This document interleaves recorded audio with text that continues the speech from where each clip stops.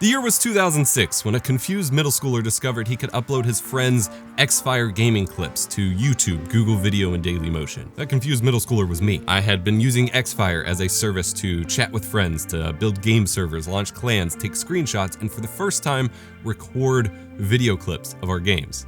They were super low resolution, like 10 FPS, but it was motion video of the games we were playing, of the moments we were having. And I discovered a pipeline to upload those to YouTube and other video platforms in a way that made them public, and it was completely free.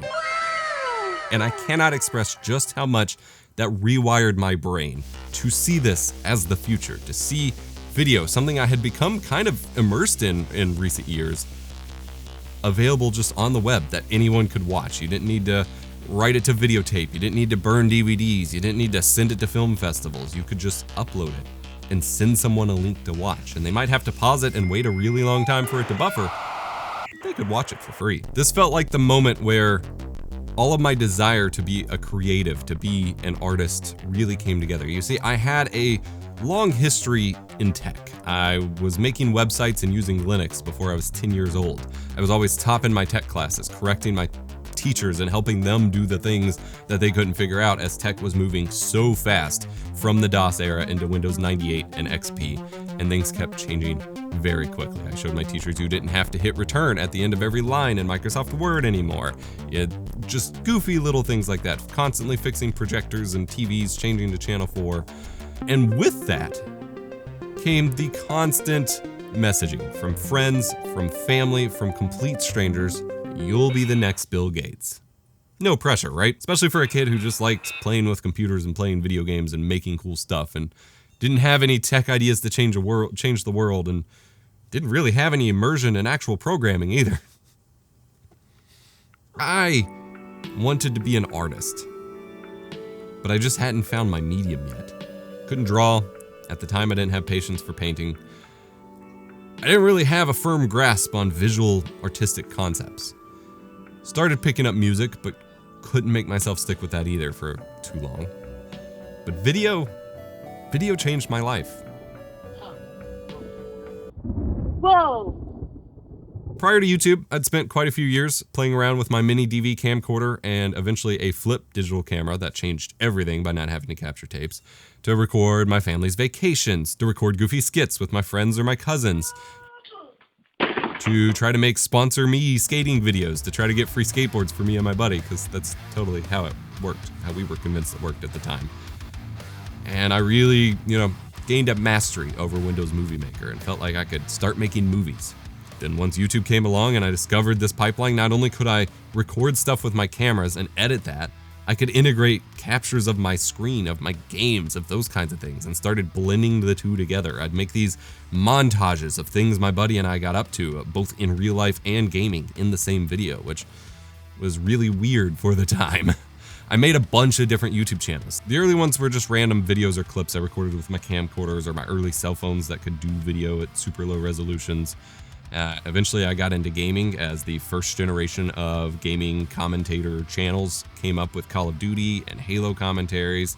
And then I transitioned from that into impressions and reviews, which I put nowhere near enough thought into and were absolutely terrible. Eventually I transitioned into co-op gaming Let's Plays with my wife, my girlfriend at the time, which was way before things like the Game Grumps or Achievement Hunter and stuff like that had really taken off. The whole multiple person group play together, let's play kind of format wasn't a thing yet. I think we were ahead of the time on that, and I just didn't know how to market it well enough to make it take off. But shortly after we quit, that became a thing. Over on a side channel, I focused on Team Fortress 2 as the primary focus for a little bit. Yeah, I dare you, rage quit. Come on, make us both happy. Tech started trickling in along the way, as it was always going to. Eventually my channel focused entirely on Pokemon for a while, just cranking out Pokemon X and Y news videos and covering the Pokemon card openings and ROM hack Let's Plays. Eventually it all settled into the Stream Professor as tech reviews and OBS tutorials and my streaming guides, where what were getting all of the views, I had to cut off the rest of the content and really focus on this branding. And I've only recently started branching out again and doing more creative and different genre content over on my art and music channel and on my gaming channel.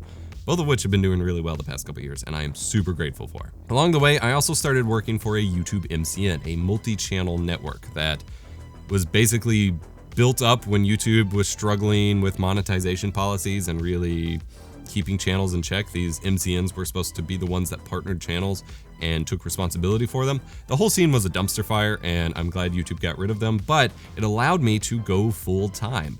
Basically 10 years ago to the day. It was October 2014, right before the holiday hell hit. I was working retail, and every Thanksgiving I had to go into work. Black Friday was awful. I worked Christmas Eves, and this was the first time I got to quit my retail job right before the holidays hit, right before Thanksgiving, and go full time with my own YouTube and YouTube related work. It's over.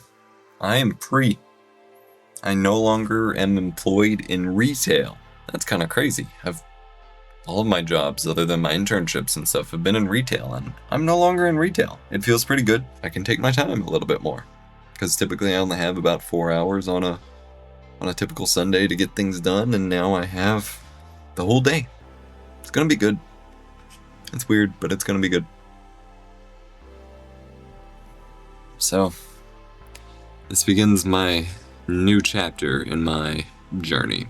I've been on YouTube for like 18 years now, and this is 10 years of full time so far. I've learned a lot of lessons. I've learned a lot about myself. I've learned a lot about the creative process, about fitting in and standing out. I've learned about prioritizing what really matters to you in this whole thing. And I want to share some tips with you all. These are going to be the tips to survive the experience. These are going to be the tips to make yourself a better creator, not necessarily to guarantee YouTube success, because most of that YouTube guru crap is a waste of time. And I guess that's tip number 0, is don't obsess over YouTube tips. This is the more personal advice of how to be a creator on the internet these days, after 18 years of doing it full time. Or 18 years of doing it, 10 years of doing it full time, and a lot of self-discovery. I was the kid on the internet that no one wanted to listen to because I was too young, and now I'm the old guy that no one wants to listen to because I'm getting too old, apparently, and that's really confusing. First and foremost is to just make a lot of stuff. If you're getting into this, it's because you like making stuff, and that should be your number one priority. That should be what you do first and foremost. Every day, every chance you get should be making stuff. You're never going to get good at doing any of this or go anywhere with it by just watching other people, by watching video editing guides, cinematography videos, camera tricks and tips, and YouTube strategies and thumbnail tips. None of that is going to matter if you never do the thing. You need to be doing that far more than having someone else tell you how to do it. You need to be experimenting, you need to be doing, you need to be trying things and making mistakes. And you need to be prepared to make a whole new channel once you actually get good at this whole thing, because there is a big part of the YouTube system right now that gives a lot of momentum for new channels with high quality content. And if you come out the gate with really good stuff, you're gonna grow really quickly these days. But you have to get through the drudge of making a bunch of bad stuff first. So be prepared to just make a channel that you're not super invested in, that you put a lot of work into learning, growing, and mastering the craft. Hey guys, what's up? This is Demolisher, and real quick, before the video starts, I wanted to say I'm sorry for starting this channel and then kind of disappearing. I'm putting all my effort into this channel from now on, so expect awesome videos. And then come up with a good core idea that you can just launch with for a new channel once you've gotten to a point of really getting good at it, and you're gonna go really fast after that point. Think of your first channel, your first 100, 500 videos as the school, as the education, as the training, as the apprenticeship. And then once you reach a certain point where you're like, I've got this, I can do this, you make a new channel and you start the work, so to speak. Number 2, don't overinvest in gear. It is super easy to be convinced to buy this camera, this Go XLR, this microphone, this whatever to get the streaming or the YouTube setup, and none of that matters. If you were gonna spend money to advance yourself in this field, it should be on skills. It should be taking classes. You can hire someone to teach you video editing or take a video editing course, improv, acting, interpersonal communication, public speaking, those kinds of things. And learning, take a photography course, take a videography course. Those kinds of things that actually build your skills for how to do this matter way more than getting the YouTube setup. I got too locked in, even early on. And I think this kind of illustrates the point even more. early on, once there was that first wave of YouTube commentators doing gaming videos and stuff, I got too locked into how to make a YouTube video that I never bothered learning at first how to learn camera settings and get the best lighting and image out of my cameras, or how to balance audio, how to cut out basic mistakes in audio or whatever, because the people I was watching that were also amateurs weren't doing any of that. They were just throwing crap together. And so by learning from them, I'm not improving the scene. I'm not improving myself. I was just echoing what everyone else was doing. And that tends to create a problem, both because you're not going to stand out if you're just doing what everyone else is doing, but also because you're not actually growing beyond the limits of what your peers can do. And that creates this weird bubble where at the time, everyone was making these really low quality, just voiceover gaming videos until other people started having ideas that they injected into it, and suddenly those ideas spread. But even today, when this kind of information and the gear is a lot more accessible, how many YouTube channels do you turn into that look like Mr. Beast videos, that have the quick text at the beginning and the quick cuts and the cinematic whatever? Like, everyone starts copying everyone's ideas and formats because they want to fit into this formula of what a YouTube video is, instead of just mastering the skills to make the videos they want to make.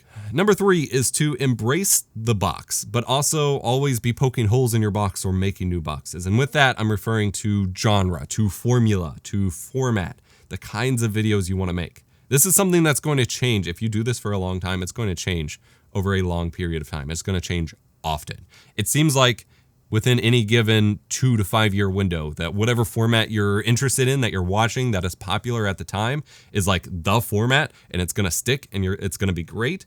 But in reality, that stuff comes and goes really quickly. Even when I, had aspirations of making it big, or, gaining any sort of following or going anywhere with YouTube,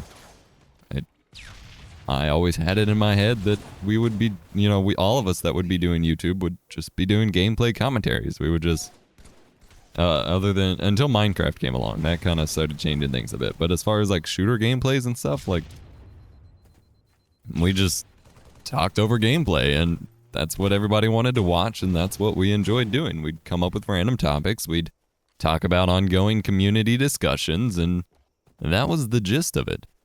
And so something I started to notice early on with the first gaming YouTubers is so many of them got trapped by the stuff they were making. So a lot of them, it was Call of Duty videos, and some of them got really burned out by only playing Call of Duty and only making videos on Call of Duty. And it was this self-feeding cycle of, by doing that, they only have an audience that wants to watch that, or they don't know whether they should click on the other stuff or not. And then that creates the cycle of only making that still and getting burned out on it. That scared the crap out of me. I saw so many early YouTubers just burn the hell out and run away from everything that I never wanted that to be me. And so I embraced variety a little too much early on. I think it's very good, which is the poking holes in your box or making other boxes. I think you should always be experimenting with new ideas, new formats, new genres, new topics, but you should be planting seeds that can grow into something you focus on later. If there is something that is doing really well for you early on or at any point, you should double down on that and continue on that success, because it will let you reach more people. It will allow you more sustainability to make what you want to make, and then you can bring those people over to your other things.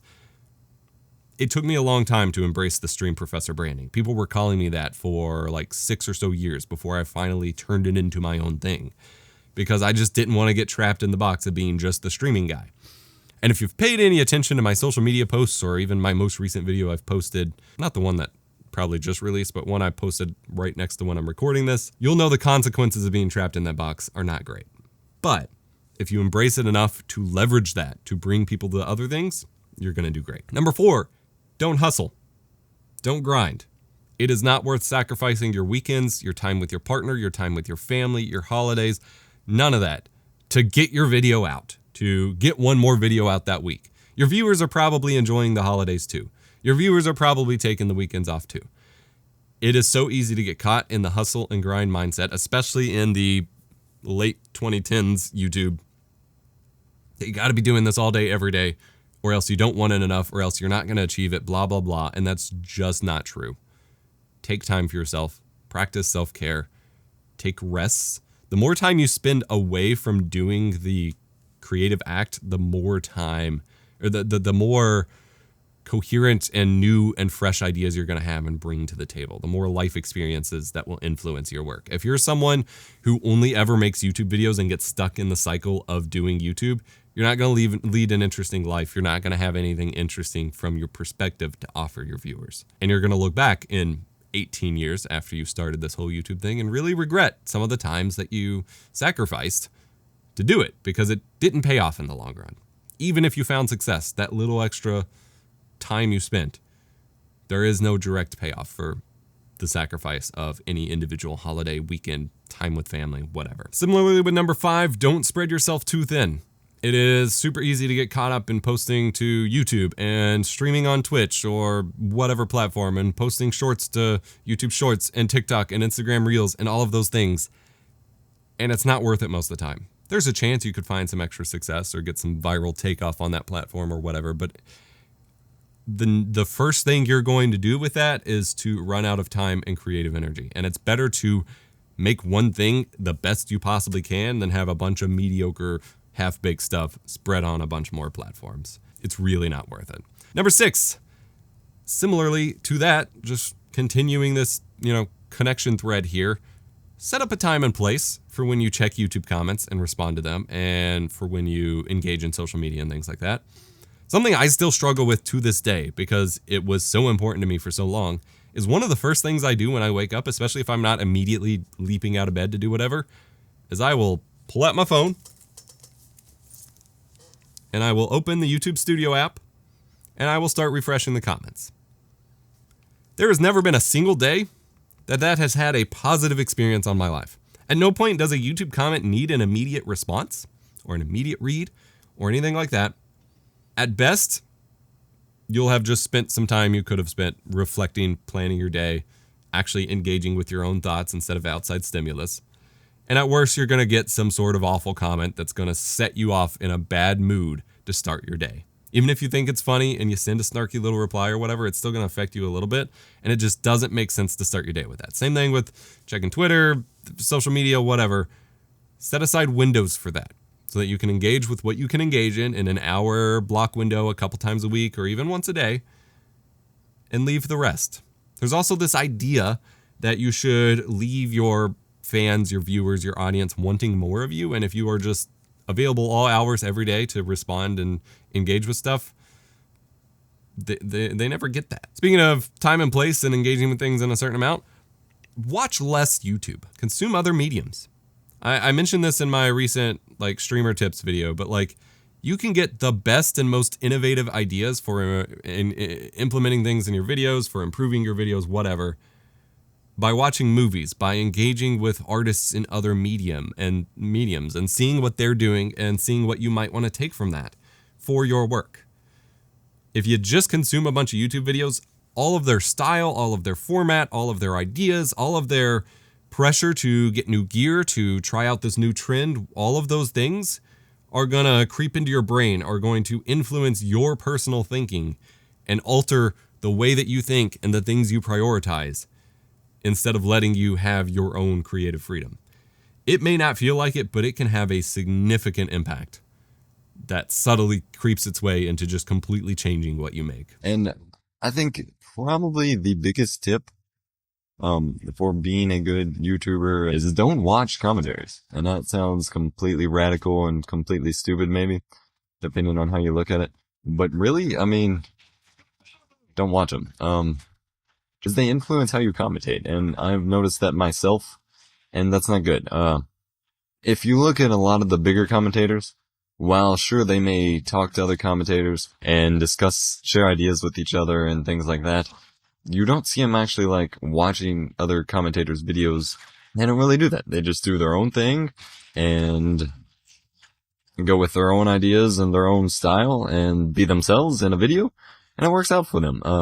And that's probably the best way, and why so many of us just kind of get stuck being in the average, is because we watch other commentators, and so subconsciously or consciously we take on their ideas and how they commentate, and eventually become like them. And I don't think that's good. I don't think that's how we should do it.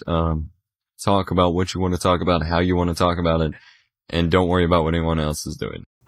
Number 8, don't compare yourself to other creators. Everyone is on their own individual journey. It doesn't matter if you started at the same time as someone else. It doesn't matter if you started a long time before someone else and were doing a lot better. They could still pass you up at any point. But they could also hit the brakes and you pass them back up at any point. Your success does not take away someone else's success and vice versa. Someone finding success on YouTube does not mean there are less viewers for you. Comparing yourself and comparing your spot in the journey to someone else is only going to hurt you and taint your mentality.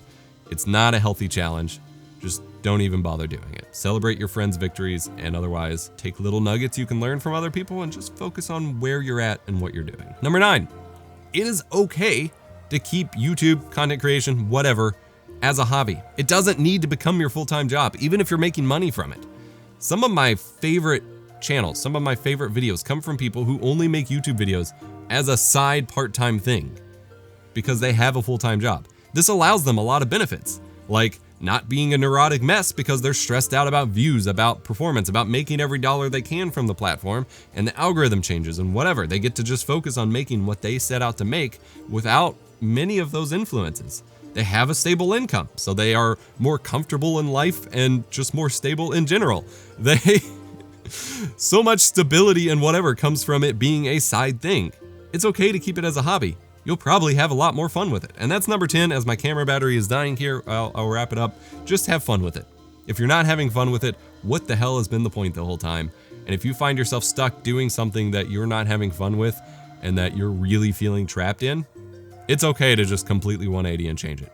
Don't let the views determine what you do with your creativity. Creativity is like an emotion. It is something that you have to feel and process and get out there, or it's gonna bottle up and you are going to be seriously detrimentally impacted if you don't let it out there.